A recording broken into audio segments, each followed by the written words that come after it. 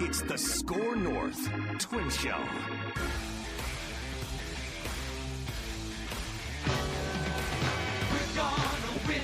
Let's pour one for Joe, gentlemen. The newest member of the National Baseball Hall of Fame, Joseph Mauer from St. Paul, Minnesota. You're in St. Paul right now, Judd. I drove to St. Paul just to be here, just to be in the city. You're in his when parents' this house. came out, I'm basically in his backyard. I'm stalking a Hall of Famer right now. Yep, I got in my car. I said, I'm going to St. Paul just to be there. And this place is going crazy. I can't tell you right now. People are 94. The streets are packed. They're running around. People are honking on the freeway right now. It's bedlam. They're stopping. They're getting out of their cars. I can't control it, but it's great. Yeah. So this is a live edition, our first live edition of the Score North Twin Show since the playoff series against the Astros here, for good cause, because Joe Mauer becomes the 7th player to go into the Hall of Fame as a Twin. And by my count, I believe he becomes the 13th Twins player. So just like Steve Carlton was a Twins player, and Jim Thome and Jack Morris, right? They didn't go in as Twins, but I believe he's the 13th player to have played for the Twins to go into the Hall of Fame. Mm-hmm. And we're here to talk about it. We're going to get Patrick Reusse on to tell some stories, we hope, at some point here. But let me just start the conversation this way, gentlemen. I think people locally figured there's a chance at some point he would have a chance, like 10 years on the ballot, right? Are we still doing 10 years or is it 8 years, whatever it is? That at some point he would have a good chance. 10? Yep. It was 15 I don't know before. how many people thought he would be a first ballot Hall of Famer, but it really shows you just what the perception of him was around baseball. Once you sort of get outside the Minneapolis, it's kind of crazy in that I feel like he was valued almost more around the greater game of baseball and national writers than maybe he was appreciated locally. Yes. And I think a lot of people are surprised that he's getting in on the first ballot. But when you start to look at the resume, 3 batting titles as a catcher, right? One of the great defensive catchers of his era, and probably one of the top 8 to 10 catchers when you account for defense, offense, ability to hit for batting average in the history of baseball going back over 100 years. But to do it on the first ballot is an emphatic statement on what people around the game think about his career with the Twins. I think there's a few things here, too. One is I think that this is a credit to how the new generation who is involved now and voting on this has changed, because it used to be, well, you're a Hall of Famer, but you're not a first ballot. And I think the feeling has become, rightfully so, hold on a second here. If you're good enough to get in, you're good enough to get in. You shouldn't have to be penalized 2 years because, my God, he's a third-year guy. Yeah. So that was sort of an arbitrary old man thing that I think has changed. But to your point, Phil, 3 Gold Gloves. He won batting titles in 2006, 8, and 9, and 9, of course, was the MVP season. He remains the only American League catcher to win a batting title to this day. There were 3 batting titles won in the National League by 2 players. In 1926, Eugene Bubbles Hargrave, I kid you not, with the Reds. Yeah, it's Bubbles Hargrave. From the bases and chews bubblegum. Yeah, say it now. 353. And in 1938 and 42, catcher Ernie Lombardi, also a Red, 342, 330. In fact, his second batting title came with the Boston Braves. But the fact is, this guy did things statistically as a catcher that have not been done. And he also was good. He also, Piazza's whole thing was, well, he really wasn't a great catcher. Joe Mauer, as you know from covering him, was one of the best there was. Yeah. For me, and I wrote this down because I didn't want to forget this. I wrote this down a few hours ago.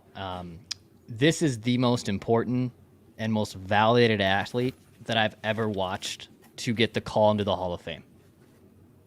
For me, it really is.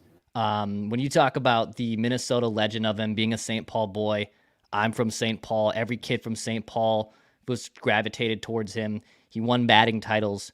He won an MVP.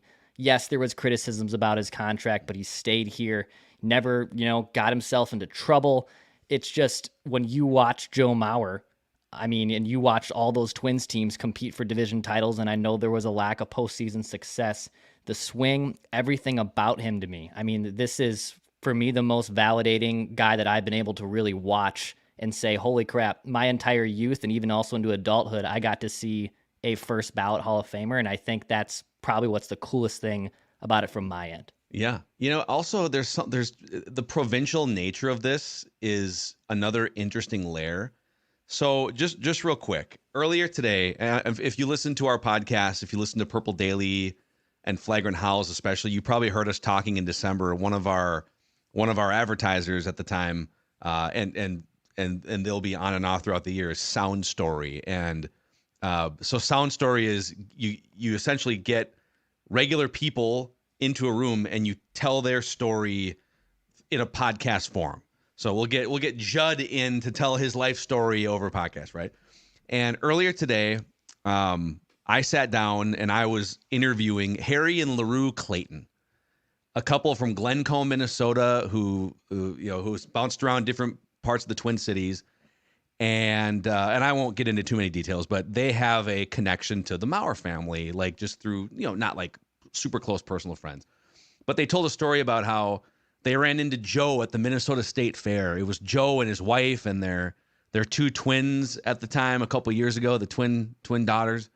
And they ran into Joe at the State Fair like any other normal person. And, hey, Joe, do you remember us? It's Harry and LaRue from such and such. And, oh, yeah, sure. Oh, yeah, this person, big hug. Like, he literally, like Declan was saying, he is one of the greatest baseball players of all time. Now that he's in the Hall of Fame, that's been validated. And yet he's just one of us. He's at the State Fair. He's doing his book tour this week on the local radio stations and coming in, and he's the most unassuming, regular, normal guy athlete that you'll ever come across. He is exactly the way in person that he seems when you watch him on TV. Which what makes it so intriguing that he was so polarizing, because his personality is anything but. He's not, Randy Moss is, right? Like Moss, you might love him, you might hate him, and he does things on both sides. Joe Mauer was never that. I think one thing nationally that didn't affect Joe in this process was the fact that locally there were a lot of things, the contract, which never made any sense. All of those things became a problem.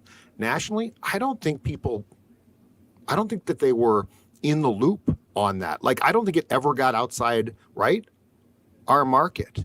And so this guy did things as a catcher that was phenomenal, outstanding. And I think that's what people saw. And if anything was going to hurt him in this process, it would be what Declan said, the lack of playoff success. But I don't think anything else got into the conscious of people voting for the Hall of Fame like it seemed to the fan base here. Yeah, and the playoff thing too, it's less of a thing in baseball because you truly it's not like basketball where there's only 5 guys on the court at any given time and there's only 15 guys on a roster and 9 of them barely play. Where if you are LeBron James, if you are as good as advertised, you should win titles. Right. And in football, if you're a quarterback, for instance, over the course of 10 or 15 years, if you're a great quarterback, you should at least be flirting with championships, if not winning championships. Baseball, the best hitter in the lineup and the worst hitter in the lineup are coming to the plate the same amount of times in a game, for the most part. They're both going to come to the plate 4 or 5 times. So I do think people give a little bit more grace and leeway to performers that didn't. Like Tony Gwynn barely played in the playoffs, right? I mean, there's some like Ernie 84 World Series. Banks did. Ernie Banks, never. Yeah, Banks did. And in Joe's case too, fair or not, if you're a jerk, it impacts you, and if you're not, it helps you. And like Joe never said a cross word to a soul. He might not have been an open book, but he treated, to your point, to your story, Phil, he treated everybody well. Yeah. And so that's going to help. Let's get our guy in here, Patrick Reusse, too, from his home as we celebrate Joe Mauer, Pat, the latest yes, Hall of Famer. It's official. It's fantastic. I have here on my phone, somebody sent me this. Let's go here, see if I can find it. Where the heck is it? Distance from homes to Dunning Field. St. Paul Hall of Famers. Dave Winfield. Dunning Field was the old place where the conference championship games were played in the city conference. And Dave Winfield, 4/10 of a mile. Paul Molitor, 8/10 of a mile. Joe Mauer, 9/10 of a mile. And Jack Morris, 1.6 of a mile.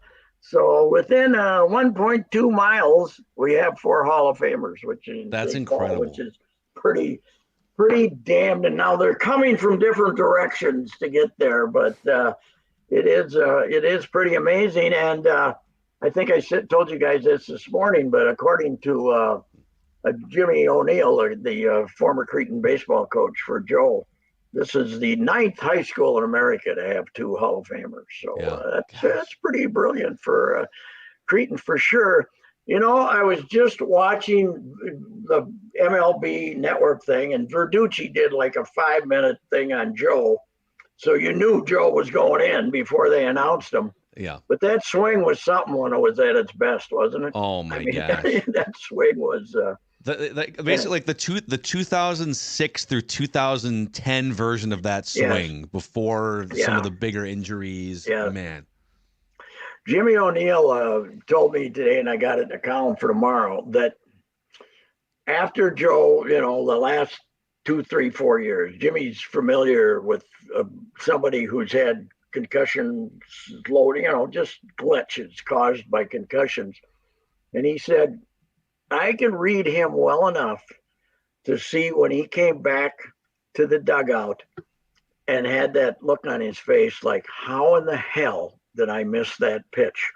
More than in the earlier years. Yeah. And he thought that he was just off a tick there. And the reason Joe had that thought was because he'd never missed that pitch in his life, previously. Now, he also told me that they did talk to Joe about home runs and stuff, but Joe always never got off the idea of hitting the top of the baseball. He was trained to hit the top of the baseball, and he stayed to hit the top of the baseball. Chop wood. Yep. Hit the top of the baseball. And he was exceptional at that. Rod Carew hit the top of the baseball. Tony Gwynn hit the top of the baseball. It looks a little funnier on a guy 6'5", and he's playing catcher. You don't think of those guys as contact hitters, but I think you guys hit a nail on the head before I got on, and Judd was talking about it. He's much now. I'm not saying this because he's got a lot of fandom in Minnesota, but the critics in Minnesota are a greater percentage than the critics nationally. Oh, yeah. He's a catcher who won 3 batting titles everywhere else in the country. And my God, he had one of the great seasons ever. 2009, 365. But after he missed a month, he still led in everything. So it's and he did catch through 2013. He only played first base his last 5 years. He played it over there a couple of times, and he caught less, but he still was a catcher. Let's remember the first major league game he played, he slipped on that crappy turf going back to catch a pop fly right by the fence, and ended up having knee surgery that year and only played 35 games. Yeah. So he caught. I remember being in the ballpark that night and saying, this isn't good. And you were wondering, is he going to catch again? Is they going to have to figure something out because he's got a bad knee? And did they ever think about years. Did they, for when Washington drafted Bryce Harper, and that was a few years after, 10 years after, they immediately, hey, you're 18 years old, you're the number 1 pick, you aren't catching a day in the minor leagues. Did the Twins ever think about that at any point? I don't think he wasn't as fast as Bryce Harper and stuff, but the body frame wasn't that much different. Bryce Harper is also a tall guy, and I don't think they did. I think Terry Ryan was kind of old school, and a great catcher was very important to a team. And I think one reason they drafted him first was because he was a catcher, and that's we got to go back and look at some of the stuff that was written. And I don't think I was ever on the Mark Pryor side, but there were people saying the only reason they took this guy first was because he was local, and he saved what he got 5.5. He got 5.5, and Pryor got 8 or something like that, right? So they wanted to save money, and they wanted the local guy. Well, if you can get an everyday player who's going to play for 10 years instead of a pitcher, you got to go for the. I mean, they made the right decision. We can say that. I mean, Teixeira, that was a hell of a draft at the top, right? Teixeira and who was the fourth guy? There was 4 of them in there in the conversation, but Teixeira was third, I think, third or fourth. So it was Dwan Brazelton, wasn't it? Gavin Floyd. There were allegedly the Twins were looking at Brazelton, but what was the first 4? Brazelton. So it was Joe Mauer, Mark Pryor, Dwan Brazelton, Gavin Floyd, who had a pretty good major league career, and then Mark Teixeira. Yeah, Teixeira went 5th. That was a pretty good bargain. David Wright was a first-round pick that year too, by the way. Oh yeah. Oof. Where did Teixeira end up going right away first? I can't remember. Where the Rangers. The Rangers. Rangers. That's right. Yep. Rangers. You can't say the Rangers. Baseman. Rangers did pretty good on that. He was playing third then, huh? He was. In fact, I think he came up as a third baseman, and weren't him and Blaylock both third basemen? I think he did, but. The complaints we hear about, I kind of threw this out there too. Joe, he got $184 million for 8 years that kicked in 2011, and the Twins sure didn't get their money's worth, the 184 in 8 years, but they'd already gotten half their money worth by what they got to pay him the first 6 years. So, you think he was getting his money worth in 2006? Well, no, yeah, and so much of it too was he was so much more valuable even in the and I want to talk about the 2009 season with you too, because that's a whole thing in itself. But people undervalued him because he wasn't a home run hitter. Yes, but the value. Much like in football, your goal is to move the chains and get first downs. In baseball, the most valuable thing you can do is keep chains moving, get base hits. And he was the best at that for like a 5 or 6 year stretch he was Tony Gwynn. He was Rod Carew. In fact, if you just did the blind resume test and put his numbers up next to Carew, he's okay. Well, Carew had more stolen bases, but Mauer was a catcher. I mean, they were the same player for their 10-year best stretches. And they hit for about Joe had the 1 year in the Metrodome where he hit the 28 home runs, but and then they took him to a bigger ballpark, which didn't help him. But he was like Rodney. I saw Rodney hit some gigantic home runs, but Rodney was never going to turn on the ball. He was never all of a sudden going to turn on the ball, and he was going to hit 360, and Joe was the same kind of hitter. It's just people had a hard time accepting it in that kind of body frame. Yeah. And 2009, Pat, too, was it was a great year, phenomenal, but it was also a curse because they moved to Target Field in 2010, and I think the home runs in 2009, a lot of which barely cleared the wall and left. I think the expectation was, now he's found his power. Mm-hmm. And so that became the thought process. It feels like there were about 3 things that the people who were upset with Joe, about 3 or 4 things that contributed to that. And I think one was an expectation that 2009 was going to become the norm. And it might have in the Metrodome, but it sure was not in Target Field from a power standpoint. People who have their greatest year, and people then start thinking that's the norm. No, it's the greatest year, even for the best players. There's some of them put together, 3 or 4 of those greatest years, but there is a reason, it's the best year he ever had. Yeah, he's not going to do it again, So that's that with most baseball players. And what's funny is he was only 26 that year. He was only 26. He'd already played 6 years. Yeah. But and somebody was reminding me of this. When you played the 2009 All-Star game, baseball was Pujols, Jeter, and Mauer. Those were the three featured attractions of that All-Star game. And Joe had missed a month, but he was so out of his mind for the next 2 months that he got voted in as the starting All-Star catcher. So, and in a Grand Slam, I think, was that the year he got more votes than anybody? I think he might have come in there. Mm-hmm. But it is a phenomenon, though, that people. I think 80% of the people who shows in. Ooh, Joe got in at 76.1. 76. Yeah. So I thought it was going to slip. So Helton must have really made it narrowly then, huh? He had 79. 79.7 for Oh, Helton. okay. So I Helton thought got they announced them in the order they got in. So Joe got 76. And Wagner just fell short at 73.8. Is that his last year, Wagner, or has he got another swing? I think he has, because he retired in 2010. So he might have 5 years. So 15 was probably his first year on the ballot, or 16? Yeah, 15's your first year, so he'll make it next time. We'll feel bad and put him in next time. So that'll be his 10th year. Sheffield didn't make it, though. It was his last year. He was an interesting case.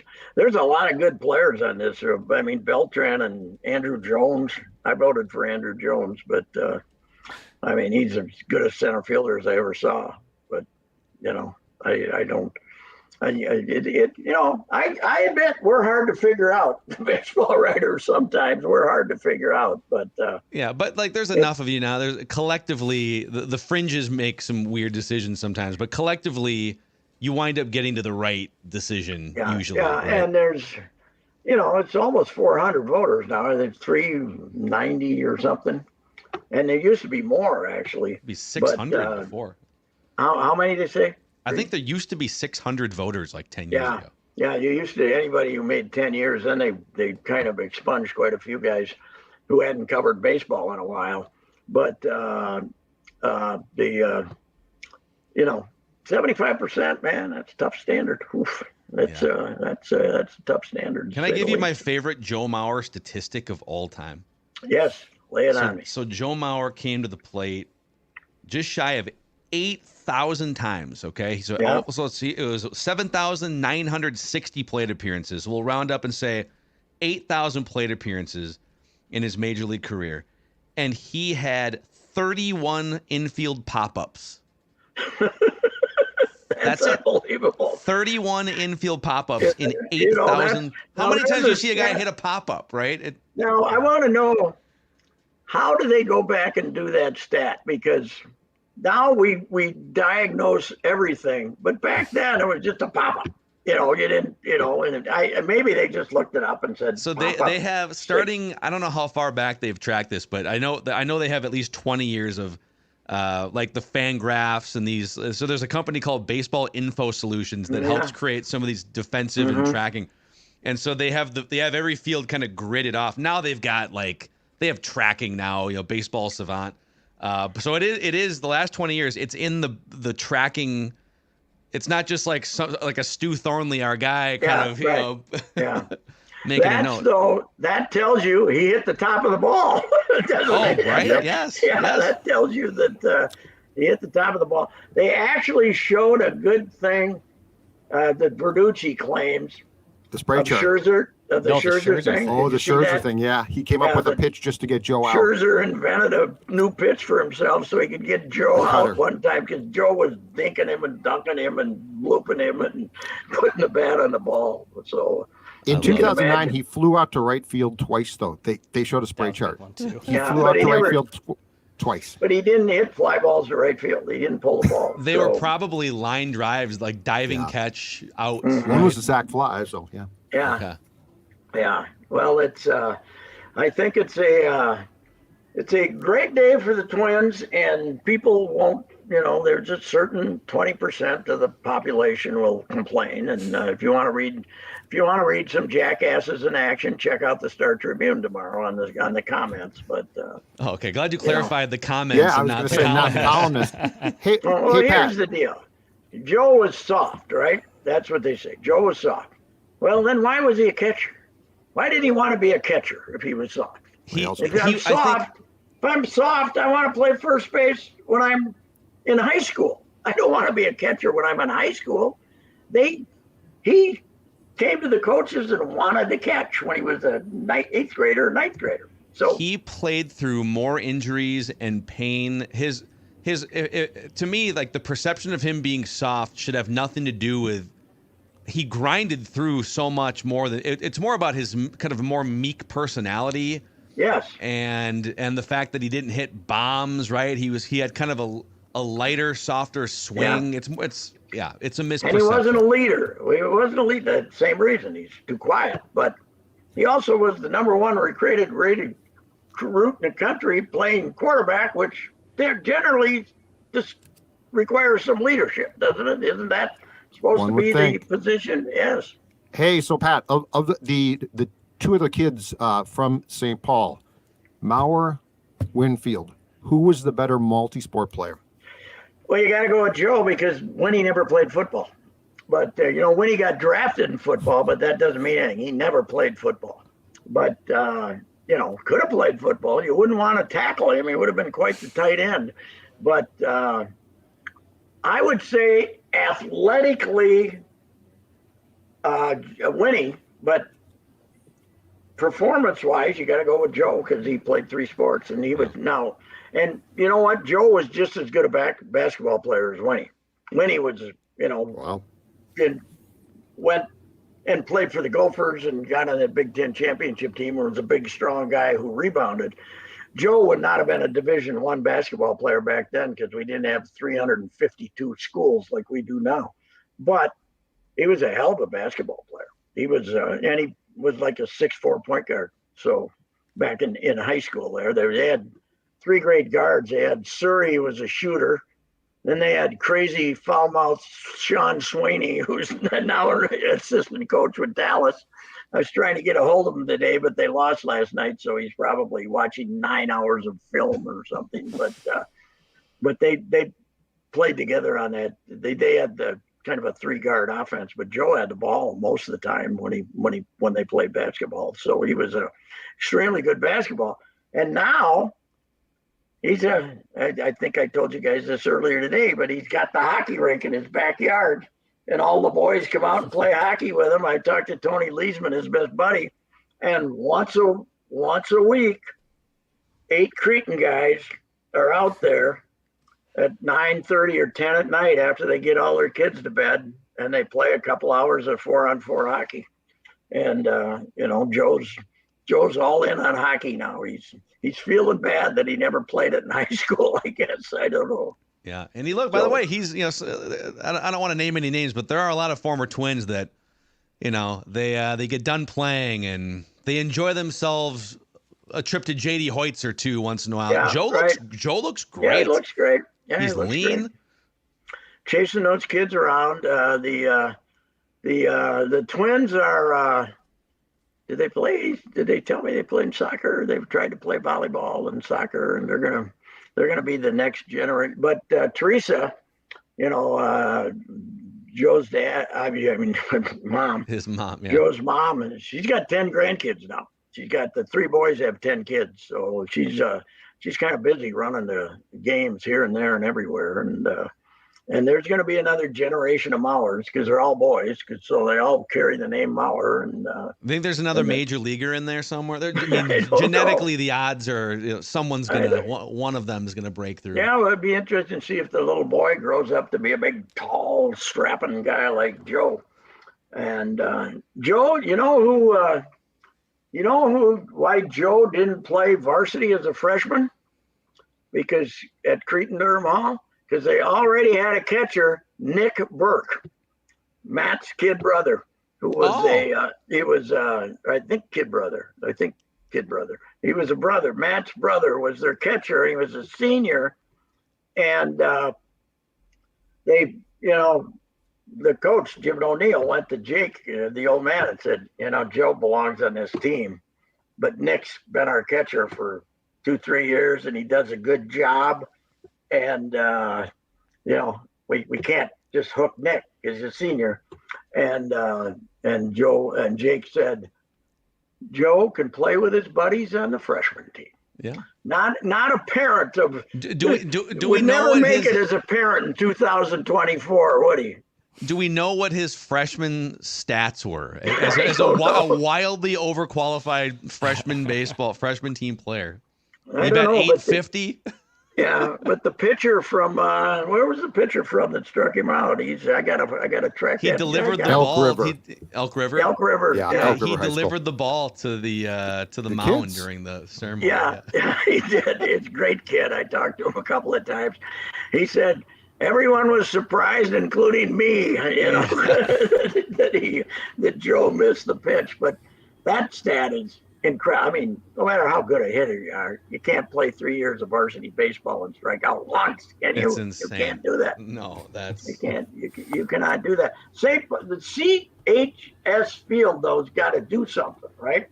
They have a little room with down there of St. Paul baseball history, but you got to get a plaque room now, right? With 4 Hall of Famers. Yeah, I would think so. Yes. And the Twins, this is their farm club, and they own a hunk of it. They can finance the damn thing too, because that's what's amazing is all these guys.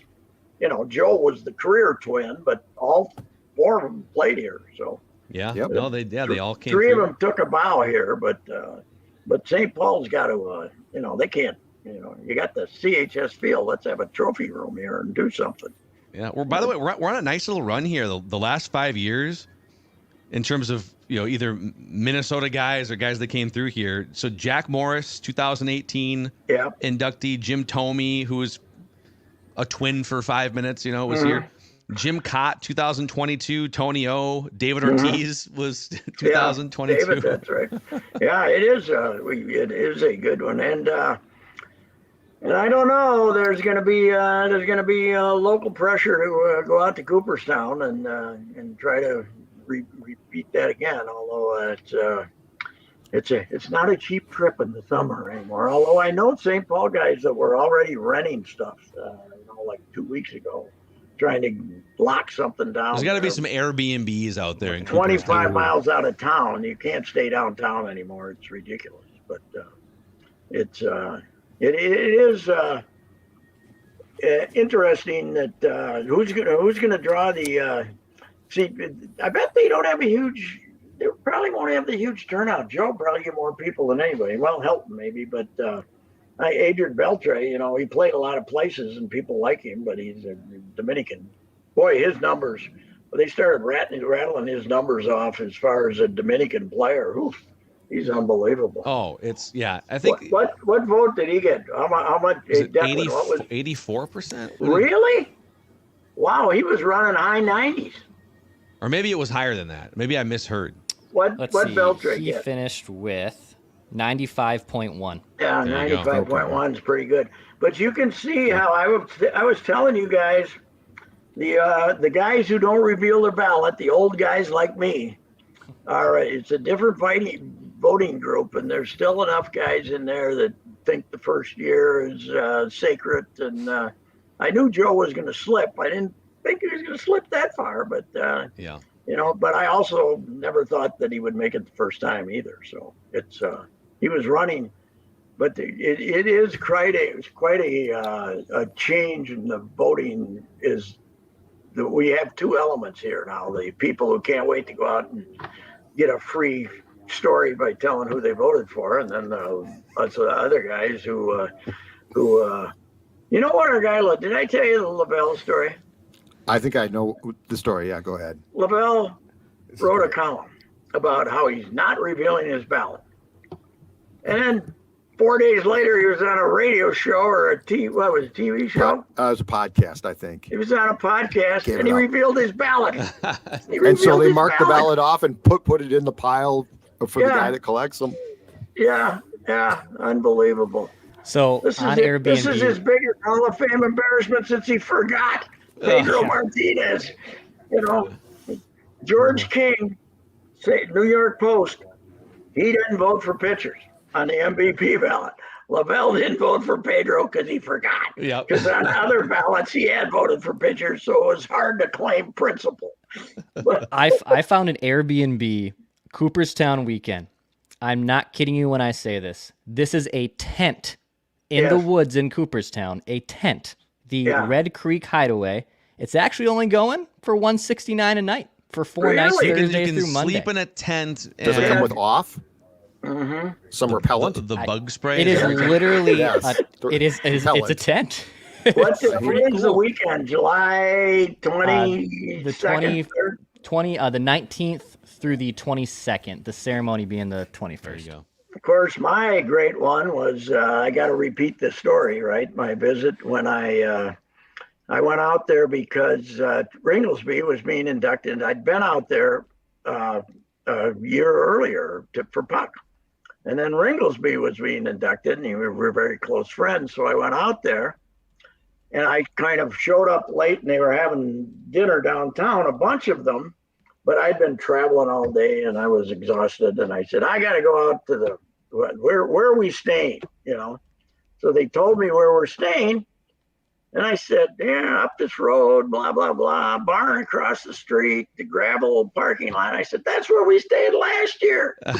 So that's where I stayed with Such and Rookie. And we, the station went out there en masse. And then I pull up and there's nobody there. They're out having dinner or something. And most of them, nobody's there. I assume that's because they're all in town eating dinner. I start making myself comfortable, and the real people who rented the place show up. And it was a different place. Now I had gone to the men's room, but I hadn't done damage. But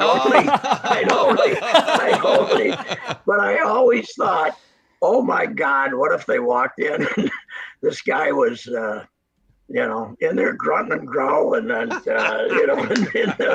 the men's room.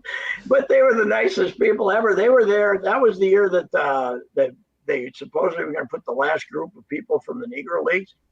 And these were, 3 of them were white guys who owned teams. And this was the family of one of those, they were like second generation of this guy. Yeah. And they said, we got an extra bed. Do you want to stay? And I said, I better go and stay. They invited you to stay. But that could have been a disaster. And of course, when Ringlesby heard that story, he told everybody of that, even including the commissioner of baseball was needling me about it. So, yeah, Bud. Bud, by the way, age 90, still he's staying in Phoenix most of the time now, down in that area. But he teaches a class at Madison, and he teaches a class at Marquette, and he flies home to teach the classes and then flies back to Arizona. Same day. He's still doing good at age 90. So is he flying commercial? Or did he make enough? I mean, Roger Goodell makes like $50 million a year. What was Bud Selig making from the baseball? He got it pretty good there going at the end. I'm not sure if he's flying commercial or if part of his separation deal was he still gets the jet. Yeah. The MLB jet. I bet he gets the jet. Yeah, I think that's probably you probably negotiate that into your. I'm willing to bet he's contract. on the jet. I know a lot of Twins people hated him because of contraction, which was all BS anyway. Even when we swallowed it for a while, hook, line, and sinker. But he's one of my favorite characters because he'd come in the 70s into the press box with his Tipperello going and bad-mouthing his own team. All these guys are on drugs. He comes in and said, turned out he was right. He was Darryl Porter and a bunch of those guys. Turned out he was right. Snorting the third baseline before every Brewers game. The entire Pirates team. One of their infielders got popped too. I can't remember who it was, but he was correct. But yay, Joe. Joe Mauer. If you're complaining, you're a jackass. Let me tell you that. I mean, it's the last word. There's never been a bad Hall of Famer elected by the baseball writers. There's never been an undeserving one. If you get 75%, the cantankerous baseball writers, you deserve it. Agreed. And no matter who you are, it's Bill Mazeroski made it with a 260 average. He got voted in by the old timers, and a lot of marginal guys made it. And but once you're in, you're in. And that's what Tony feels about it.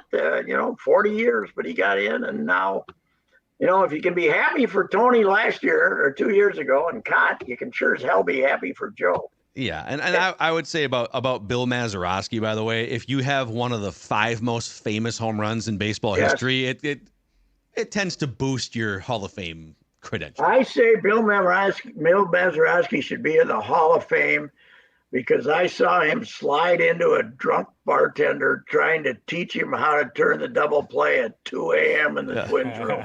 I think that was the turning point. Bill Mazeroski taking out Artie Ruane at 2 in the morning are basically one-legged bartender from the press room. As I've had many great baseball moments. That one's top 5. Bill Mazeroski, too, in almost every photograph ever taken of him, has the gigantic baseball-sized ball chaw in the side of his mouth.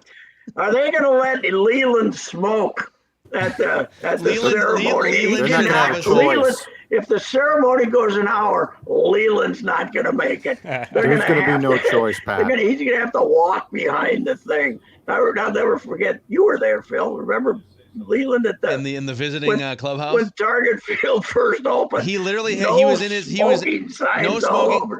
I went in there one time for one of it was like a Sunday morning. So so I think the media was in there at like 8:30 a.m. I think he slept at the stadium overnight. He was literally in his like long john pajamas. Yes.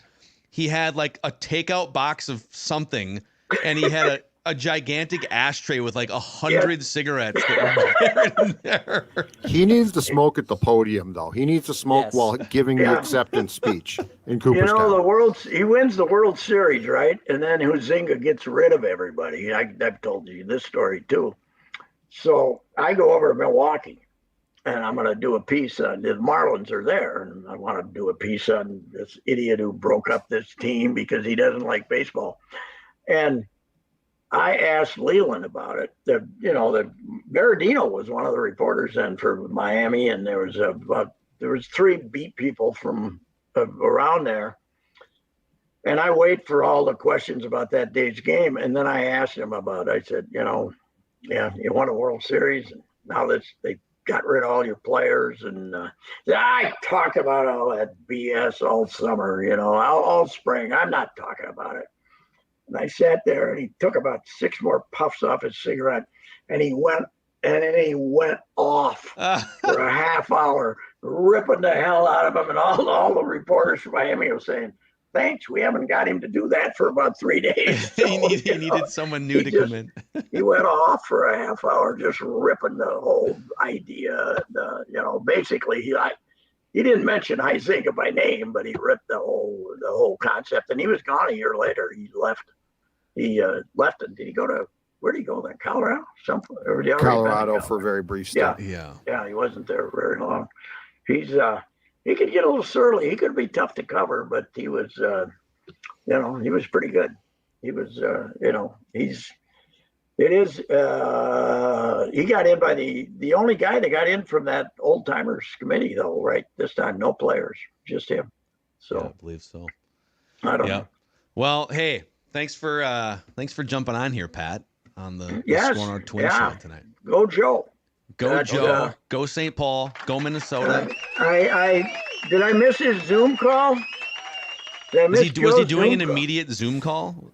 Yeah. He was on MLB Network about 5 minutes after the news. Him and Morneau, I think, were also on there as well together. Not in the same room, but on a Zoom call together. There's a Zoom call coming up, but boy, if you missed Joe's quotes, I'm going to feel the pride. Huh? 6:45, Joe. 6:45. Oh man, how can we miss those quotes? It's unbelievable. I told you guys this morning I'm filling in for him at the speech Wednesday, and I promised the guys, not as big a name, but it'll be a better speech. I said, you're going to get a better speech from me than you'd get from Joe. Okay, it might not be as interesting, but if I can't outspeak Joe, I might as well give her up. That's your chance, sign. right? That's your sign. Yeah, no chance. I loved him. Never got a good quote from him. Never got a good quote for him. Talked to him 150 times probably. You know what? The other thing, one more thing about him is you know, most athletes don't really give a rip about media or, they're like, they'll be nice to fans. I always felt like Joe took a genuine interest in the people that were around. He would ask about your family. He would ask about, and I never thought like he was doing it as a put on. I think he's just a genuinely nice human being. Yeah, he's a good dude, and there's no doubt about it. And basically, what I wrote for tomorrow is that this guy wasn't born on third base. This guy was born behind a plate and had to circle the bases because he was as blue collar of a family as you're ever gonna come from. They lived in Grandpa's house, basically, the whole family. So anyway, it was interesting. It was an interesting situation. I'm sure he's very saddened by the fact Jake didn't last his dad to see this moment because Jake was great. But then Jake couldn't go more than 4 minutes without a cigarette either, which might have had something to do with it. So be tough. Yeah, the speech might not be a whole lot longer than 4 to 8 minutes. He was a Hall of Fame smoker. Big Jake was a Hall of Fame smoker, that's for sure. And the old Grandpa was a character too, man. They were, Grandpa was from the group of Mowers, the first famous group of Mowers. Kenny, Johnny, Hank, and Jake were legendary St. Paul athletes, especially Hank and Johnny. They were supposed to. One of them died young. One of them they thought was going to be a big leaguer, but he got married instead. So anyway, it's a good day, Twins fans. Stop complaining, okay? It is a good day. Yes. Right. Joe Mauer, first ballot Hall of Famer. Pat, we'll talk to you on Reusse Unchained in a couple days here on Thursday. All right. By then, maybe the Timberwolves were righted their wrongs. I was just listening again to the Coach Finch going off. That was pretty frontal. Oh yeah. Disgusting was one of the words. When you call it disgusting after a guy gets 62, that ain't good. So. No, it's not. All right, lots happening on the local sports scene. We like that. We do. Yes, it's popping, as they say. All right, there he is. Pat.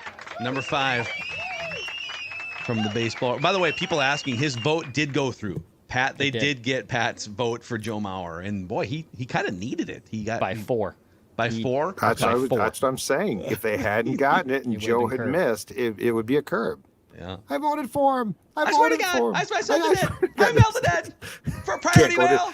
Can't go to St. Paul. Pat just can't cross. Once. Sorry, man. You got to turn around. Go right back. So, well, I think that's a wrap here on this Score North Twin Show, with Joe Mauer becoming a first ballot Hall of Famer. The induction ceremony will take place the 3rd week in July, later on this summer.